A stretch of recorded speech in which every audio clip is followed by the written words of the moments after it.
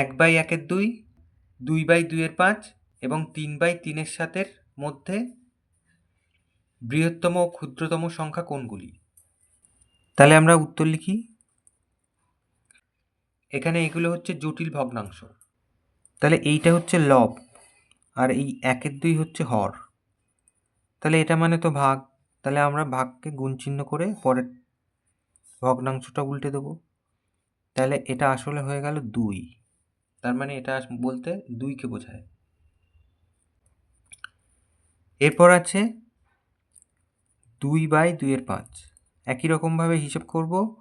2 গুণ চিহ্ন করে পরেরটা উল্টে দিলাম, 2 2 কেটে গেল, এটা মানে 5 আসলে।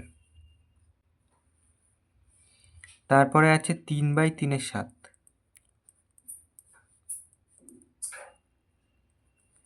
তাহলে 3 লিখলাম, তারপরে উল্টে যাচ্ছে, এই যে 3 3 কেটে গেল, তাহলে হয়ে গেল 7।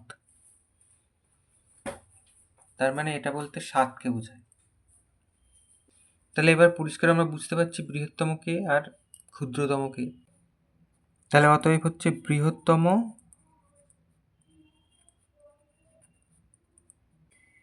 তাহলে বৃহত্তম হলো এইটা 3×3=7